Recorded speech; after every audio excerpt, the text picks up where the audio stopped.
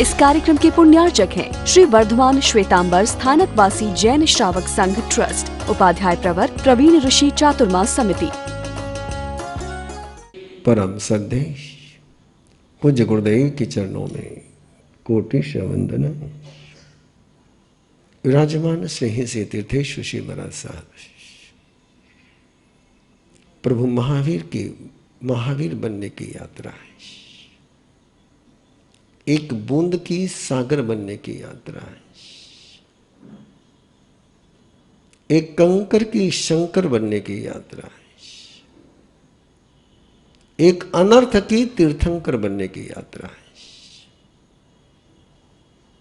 जिस समय हम जय बोलो महावीर स्वामी के बोलते हैं, उस समय उस पूरी यात्रा की जयकारा लगाते हैं। जिस समय हम प्रणाम करते प्रभु को, तो उस पूरी यात्रा को प्रणाम करते हैं। उसी यात्रा को जिसको हम प्रणाम करते हैं, उसको सुनने के लिए, उसको जानने के लिए, उससे स्वयं को भावित करने के लिए, उसके बीज अपने अंतर में बोने के लिए निरंतर श्रद्धा भक्ति के साथ जुड़े हुए प्यारे श्रद्धालुगण, क्या सौभाग्य है कि जिस कुल में तीर्थंकर है, जिस कुल में चक्रवर्ती है, जिस कुल के 108 व्यक्ति मोक्ष में जाते हैं,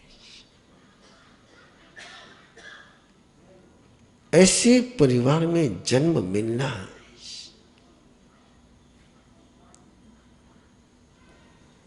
क्या पुण्यमानी होगी, क्या सौभाग्य होगा। इस सौभाग्य के मूल कहां पर है? कितनी गहराई से नैसार के जन्म में उस भगवत्ता के साथ जुड़े कि सीधा जन्म भगवत्ता के कुल में ही हो गया है। ऑनलाइन जो सुनते हैं, उन्होंने एक सवाल भेजा है कल की कथा पर।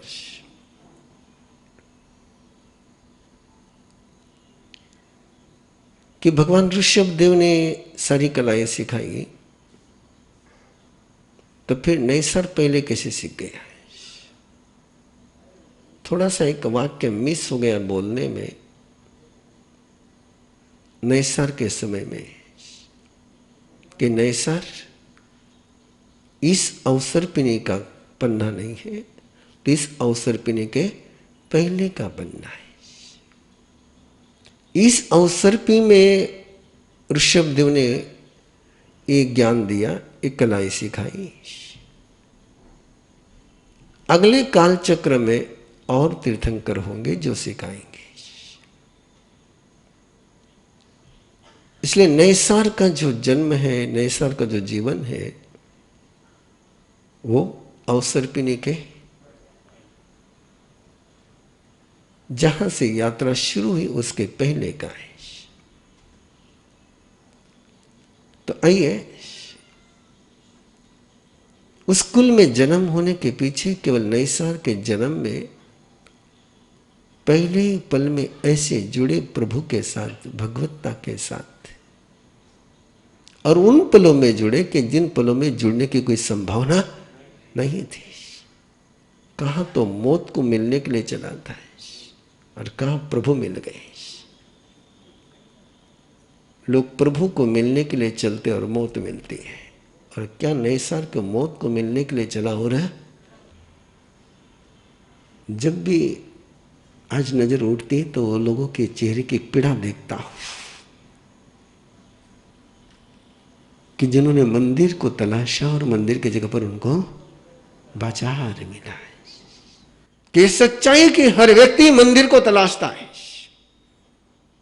हर व्यक्ति भगवत्ता को तलाशता है, हर व्यक्ति गुरु को तलाशता है, हर व्यक्ति प्रभु को तलाशता है। और जब उसको प्रभु के रूप में मत्था टेकने के बाद संत के बाने में कई रावण नजर आ जाता है तो वापस दूसरे संत के चरण में मत्था टेकने की मनीषा ही नहीं होती।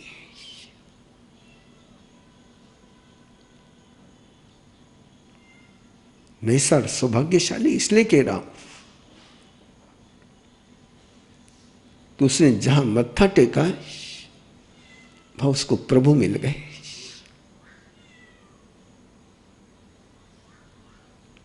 और शायद मुझे लगता है ये दर्द मैंने भी झेला है और अपने भी झेला है। इतनी ही कृपा गुरुवर की रही कि उस दर्द के पलों में गुरुदेव मेरे साथ थे, इसलिए वो दर्द मेरे लिए दर्द नहीं बना तो दवा बन गई। गुरु जब साथ में होता है तो जहर भी अमृत हो जाता है। नैसार इसलिए तो जहर उसका अमृत बन गया। क्या वो पल थे आर्त ध्यान के? क्या वो पल थे कृष्ण लेस्या के? क्या वो पल थे सुसाइड के? और उन पलों में किसी के जिंदगी में वसंत ऋतु आ जाए और उन पलों में जो प्रभु को देखा, जो प्रभु को पाया, तो देवलोक की यात्रा कर करके सीधे उसी कुल में जन्म हुआ है कि जिस कुल में प्रभु के अलावा कोई साया ही नहीं है।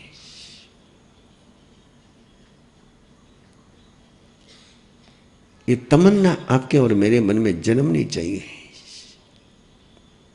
कि जन्म में ऐसा कुछ हो जाए कि अगले जन्म में ऐसे कुल में जन्म हो कि जहां हर सांस में प्रभु का गीत हो,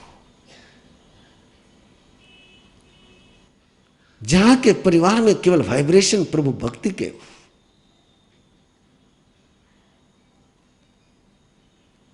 कि मैं सांस लूं तो मुझे प्रभु का गीत सुनाई दे। ये तमन्ना, इसलिए मैंने शुरुआत में कहा कि जब हम जय बोलो महावीर स्वामी के बोलते हैं, जो प्रणाम करते हैं, तो उस पूरी यात्रा को प्रणाम करते हैं। और आचार्य समंत भद्रन लिखा है, वंदे तद्गुण लब्धे। वंदन इसलिए होता है कि जिनके चरणों में हम वंदन कर रहे हैं, उनकी गुणों की शक्ति मुझे प्राप्त हो जाए। इसलिए जब भी हम प्रणाम करते तो बहुत गहराई से करना चाहिए, इतनी गहराई से करना चाहिए जितनी गहराई से आपके मन में किसी के प्रति जब गुस्सा फूटता है, वो कितनी गहराई से निकलता है, उससे भी अधिक गहराई से अपने अंदर के प्रणाम के स्वर मुखरित होने चाहिए। जय बोलो महावीर स्वामी की।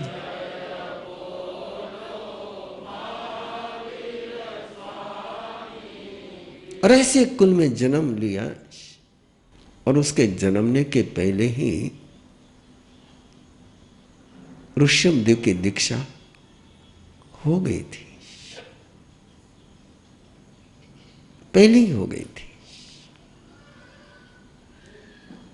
मैं भी ऋषभदेव की कथा शुरू करूंगा तो चौमासा उसी में पूरा हो जाएगा, इसलिए मैं शुरू नहीं कर रहा हूं।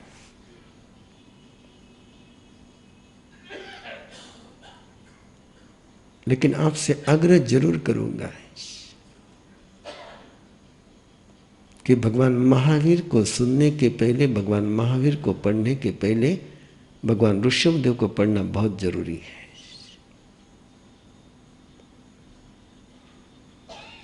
कि पूरे तीर्थंकर सत्ता के इस युग का फाउंडेशन कहीं पर है।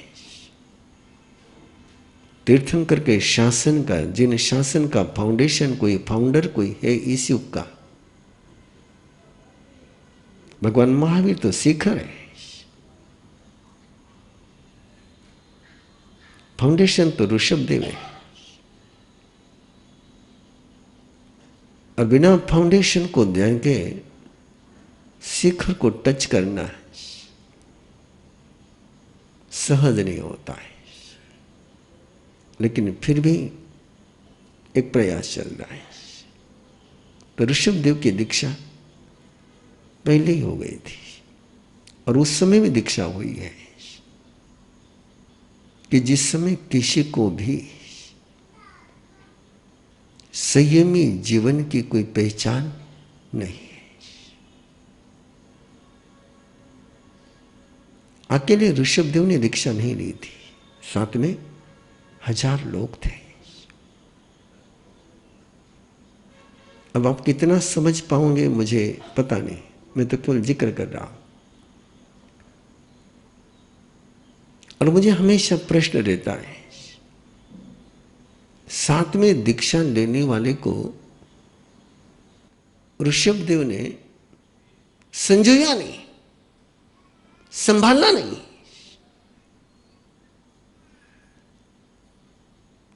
दीक्षा ले ली उनके साथ में, लेकिन दीक्षा लेने के बाद ऋषभदेव ने उनके साथ कोई संबोधन, कोई संवाद, कोई प्रशिक्षण नहीं दिया, और वे 1000 लोग अलग अलग राहों पर चल पड़े।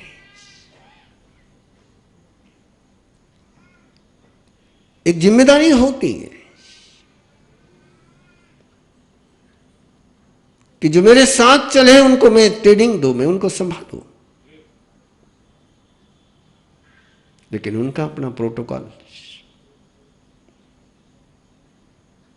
किसी को पता नहीं था कि दीक्षा लेने के बाद गोत्री कैसे लें, क्या खाना, क्या पीना, क्या देना, क्या लेना, नथिंग। ऋषभदेव ने दीक्षा ली मरीचि के जन्मने के पहले, और ऋषभदेव का सपना सच करने के लिए ऋषभदेव का बड़ा बेटा लगा हुआ था। ऋषभदेव ने दीक्षा लेने के पहले अपना राज्य बेटों में डिवाइड कर दिया था, सबको एक जहांगीरी देकर के खुला कर दिया था। लेकिन भरत को एक बात कह करके गए थे, ये डिवाइडेशन परमानेंट मत रखना, यूनाइटेड होना चाहिए, एसोसिएट होना चाहिए, एक राज होना चाहिए। मैंने शुरुआत करी है राज्य व्यवस्था की, मैंने शुरुआत करी है शासन व्यवस्था की।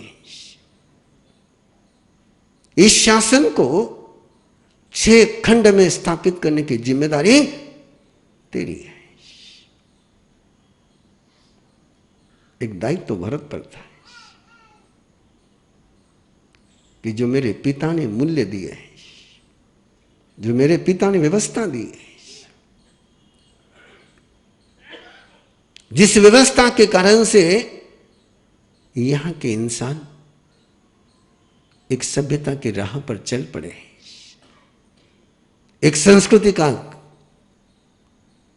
निर्माण हो गया है, और यह संस्कृति ऐसी है कि इसको विश्व में प्रचारित और स्थापित करना चाहिए। जो मूल्य है वो वैश्विक मूल्य दिए ऋषभदेव ने। जो व्यवस्था ऋषभदेव ने दी वो व्यवस्था को मुझे यूनिवर्सल बनाना है, और यूनिवर्सल बनाना है तो बल भी चाहिए, दल भी चाहिए। बल भी ऐसा चाहिए कि जिसका जवाब और किसी के पास न हो, दल भी ऐसा चाहिए कि जिसका कोई सानी न हो। और भरत एक साथ 2 कामों में लगा हुआ है, दल बनाने के कामों में भी लगा है और बल बनाने के कामों में भी लगा है। बिना नवनिधि के और बिना 14 रत्न के कोई चक्रवर्ती नहीं होता है। और वो 14 रत्नों में 7 रत्न पंचेंद्रिय है, और 7 में भी महत्वपूर्ण जो है वो मनुष्य है, सेनापति, इंजीनियर। आपकी भाषा में बोल रहा हूं, ये तो नए लोग समझेंगे नहीं।